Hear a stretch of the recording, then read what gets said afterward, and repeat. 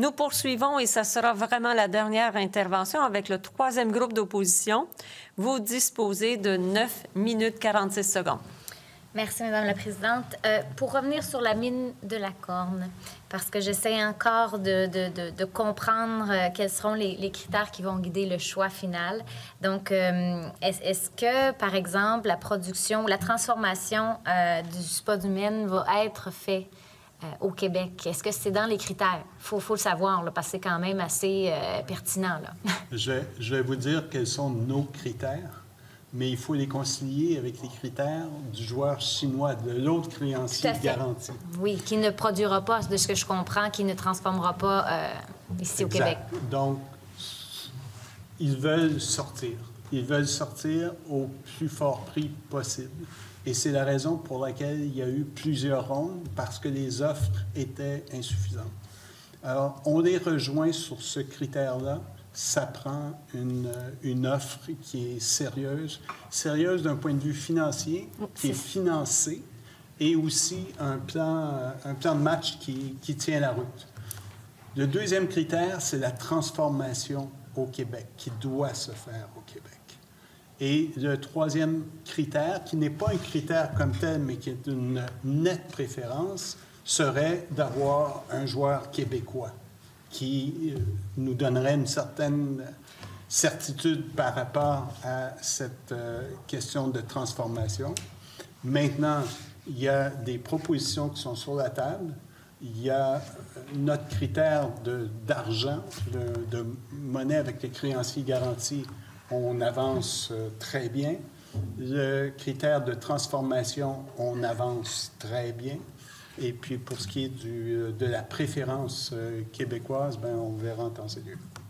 Parce que vous dites avoir une préférence, une nette préférence pour la propriété québécoise. Vous l'avez amené comme un critère numéro 3 sans en être un. Est-ce qu'on peut savoir si vraiment la propriété québécoise, pour vous, est un élément, l'élément ultime à prendre en compte? C'est pas l'élément ultime. Parce que ce qu'on veut, c'est un succès.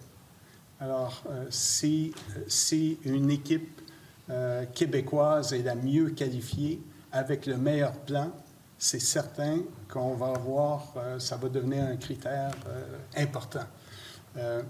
Maintenant, il peut y avoir d'autres il y a d'autres critères, justement.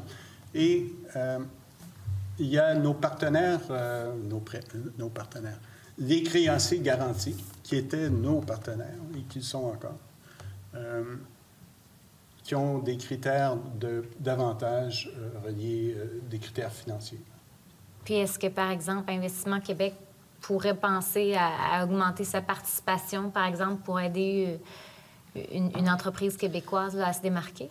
Bien, ce qui est délicat, c'est qu'on ne peut pas être partie prenante dans toutes les usines de transformation de spodumène en lithium.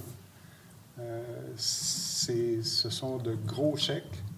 On parle de plusieurs centaines de millions de dollars.